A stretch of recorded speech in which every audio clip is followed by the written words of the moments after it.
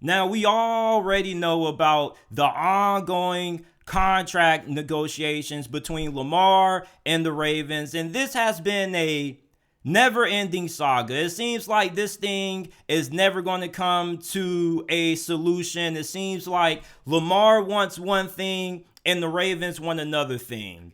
So allegedly, Lamar Jackson wants a fully guaranteed contract, similar to Deshaun Watson's that he signed with the Browns when he first got traded there. But Lamar wants more fully guaranteed money than what Deshaun Watson received. And he has a very good point for that. He is a better quarterback than Deshaun Watson. I think we can all agree, or most of us can agree, that Lamar Jackson is one of the best quarterbacks in the league. He's a top 10 quarterback when he's on the field. Key word, when he's on the field. And this is my problem with Lamar Jackson's rumored contract demands. I don't have a problem paying Lamar Jackson a fully guaranteed deal because of his skill set. I believe he deserves it. I do believe that Lamar Jackson is worth a fully guaranteed contract. Joe Burrow is going to end up getting a fully guaranteed contract. I think that fully guaranteed deals for quarterbacks are about to become the new norm, at least for the elite quarterbacks. But my issue with Lamar Jackson's contract demands is that I kind of feel he's not being reasonable about it.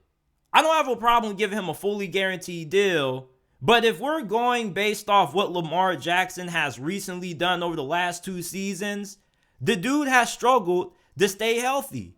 He's missed the most important part of the season for the Baltimore Ravens for 2 consecutive years in a row. Listen, the key thing to being a franchise quarterback is availability. If I'm going to give you a fully guaranteed contract, I need to know that you're going to be available for me late in the season, because that's the most important part of the NFL season. Late in the season is where teams start to cement themselves as contenders and start to separate themselves from the pack. And we've seen over the last couple of years, the Ravens look like they were going to be able to make a deep playoff run, and then Lamar gets injured, and then their season, their Super Bowl hopes, or their championships aspirations pretty much go down the drain. In 2021, when Lamar Jackson got injured late in the year, the Ravens missed the playoffs because of it. This past season, they were fortunate enough that they were still able to win a couple of games despite not having Lamar. And if Lamar Jackson would have played in the Ravens wildcard round game against the Cincinnati Bengals, I believe they win that game. Now, why Lamar Jackson wasn't able to play is up to a lot of speculation. Most of his teammates said that Lamar Jackson was seen limping around the facility, but a lot of fans and some people in the media believe that Lamar Jackson just didn't want to play in the wild card game simply for his contract or his contract reasons. And here's the thing about that. For Lamar Jackson, he took a gamble playing this year. There were many people who said that Lamar shouldn't play. But Lamar Jackson was the one who said, you know what? I want to go out and I want to play for my team, and I want to prove why I deserve the contract that I want. And here's the thing about that. When you take gambles in life, sometimes you roll the dice and it pays off. And sometimes you roll the dice and it backfires on you. And for Lamar Jackson in this situation, he took a gamble, he took a risk, and it didn't pay off because guess what? He got injured. And here's the thing about Lamar Jackson. Lamar Jackson, we don't question, or at least most of us who are reasonable fans and aren't haters of Lamar, know that Lamar Jackson is an elite QB. The reason for Lamar Jackson not getting a fully guaranteed contract has nothing to do with his skill set. It has nothing to do with his on-the-field play. It has everything to do with his availability. And if I'm going to give you a fully guaranteed contract, I need to be able to trust you to stay healthy. And you can't do that with Lamar Jackson. And Lamar Jackson, he knows that. He knows that his health is a concern when it comes to these contract negotiations. So therefore, if you're somebody who's asking for $250 million guaranteed, that means that your team is essentially going to be taking a $50 million something cap hit every single year. And therefore, they're not going to have a lot of money to allocate to bringing in top level free agents.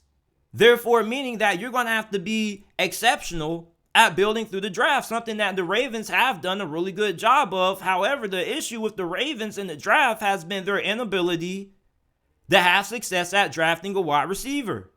Outside of Hollywood Brown, the Ravens have whiffed on pretty much every single receiver they've drafted over the last couple of years. I mean, James Proche, Devin Duvernay, Miles Boykin. None of those guys have really turned into anything special.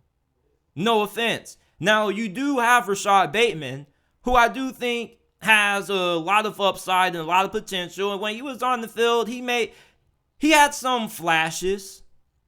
But the thing with the Ravens is that if you're going to give Lamar Jackson a fully guaranteed deal and you're going to have your quarterback taking up a huge part of the cap, you want to be assured that he's going to be on the field, especially late in the season, especially when you're trying to make a late playoff push or when you're trying to compete for a championship. And for Lamar Jackson, I kind of feel he's being a little bit unreasonable. And you may say, JT, well, aren't the Ravens being a little bit unreasonable, not wanting to pay Lamar Jackson what he's worth? I agree. But at the same time, would you want to pay an employee, if you're the CEO of a company, a ton of money and doesn't really show up to work all that often, or you don't trust that they're going to be able to show up to work on a consistent basis? I wouldn't. I don't really think that makes a lot of sense. And plus, you're going to be paying a worker who is going to be making so much money that is going to hinder your ability to hire better workers to work around them or to work with them. And for the Baltimore Ravens, you pay Lamar Jackson a fully guaranteed contract, then you pretty much are going to limit yourself when it comes to what you can do in free agency. I'm sorry to tell a lot of you guys, but the salary cap actually is a real thing. You don't have unlimited money to spend in the NFL. Everybody wants to use what Mickey Loomis did last offseason, getting the Saints out of $70 million down in salary cap and still being able to field a somewhat decent roster. Not everybody has a Mickey Loomis. Not everybody is able to renegotiate or rework contracts to free up that amount of cap space. The Ravens, their inability to draft receivers has kind of put them in a little bit of a bind, because now you desperately need some receivers to surround Lamar with and some more weapons, but you're not going to have the money to do that because you're going to be giving Lamar Jackson pretty much, if not all of it. And that's my thing with people. People say that, well, Lamar Jackson needs more help, JT. Well, how's Lamar Jackson going to be able to get more help if the Ravens are paying him so much money that they can't go out and trade for DeAndre Hopkins because they can't afford his salary? You can't have your cake and eat it too when it comes to contracts and money in the NFL. Players want to win, but at the same time, they want to get paid. Do you see the problem? For a team to be able to afford having a franchise quarterback and still having a Super Bowl caliber roster around him, they already have to have their best players, their marquee players already locked up. They already need to have their other franchise cornerstones who are non-quarterbacks already signed to long-term deals. With the Kansas City Chiefs, you don't really have to worry about that. You have Travis Kelce. You have to get rid of Tyreek Hill, but that's just the sacrifice that you make. When it comes to having a franchise quarterback, you just can't keep everybody. Even with the Cincinnati Bengals, they may not be able to keep Jamar Chase, Joe Burrow, Tyler Boyd, and T. Higgins for Joe Burrow's whole entire career. They're going to have some good players who they're going to have to let walk, i.e. Jesse Bates on both sides of the ball. And for the Baltimore Ravens, unlike the Cincinnati Bengals and Kansas City, you haven't really done a great job at already assembling a championship roster when it comes to Lamar Jackson. You see, if you were in a situation, let's say like Seattle, where you already had two good receivers, you already had a pretty good team that you already built up through the draft, the only thing that you were missing were the quarterback, right?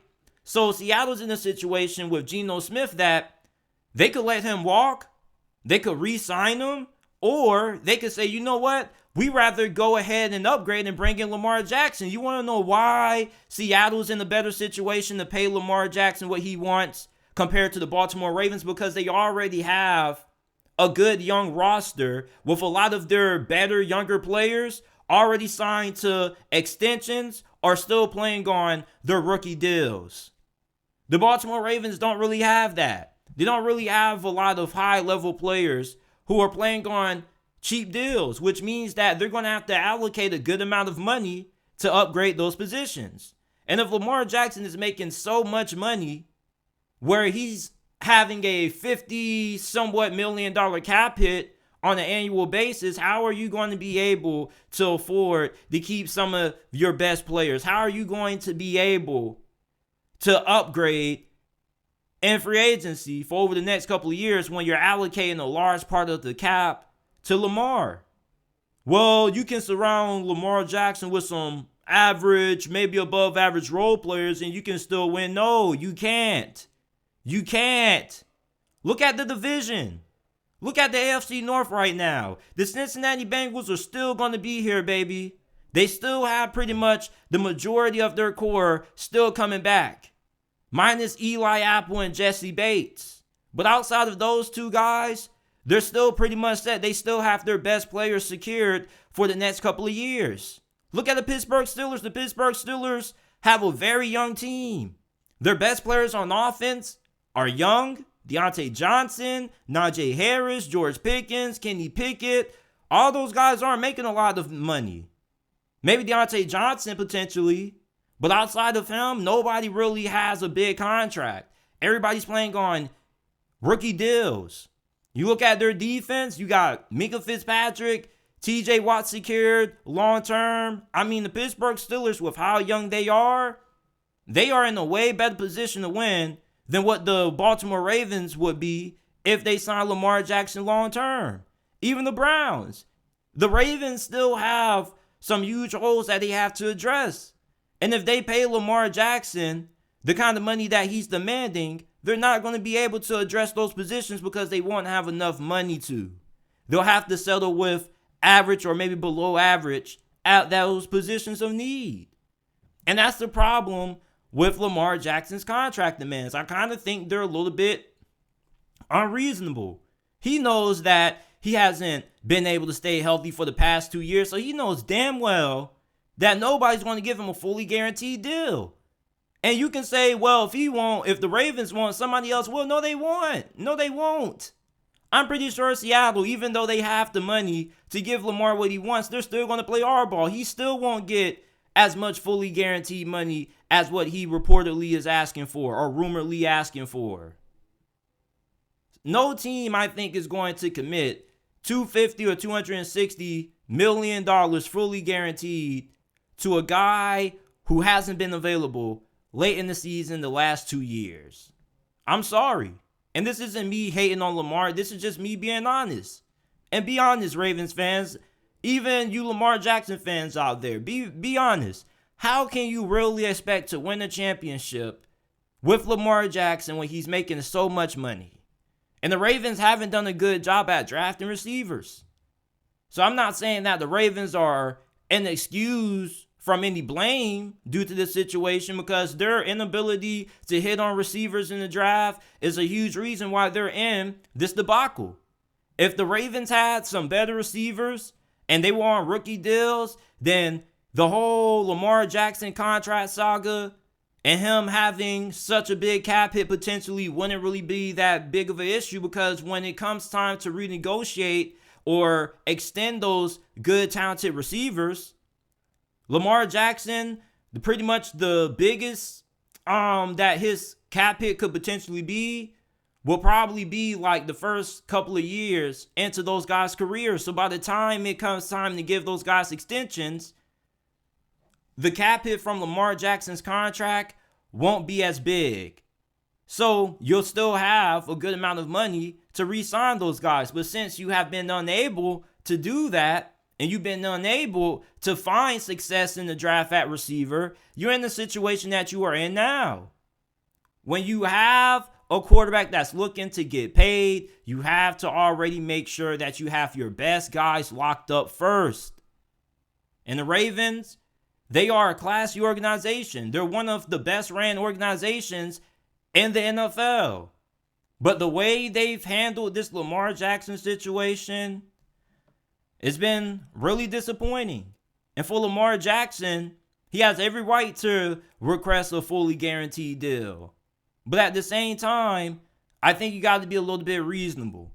There's no way a team's going to give you more guaranteed money than Deshaun Watson, and they have concerns about your ability to stay healthy throughout a 16-game, 17-game season. I'm sorry, you guys can make up all the excuses all you want to for Lamar, but it just is what it is. Are you going to commit this much money to a guy who struggled to stay on the field?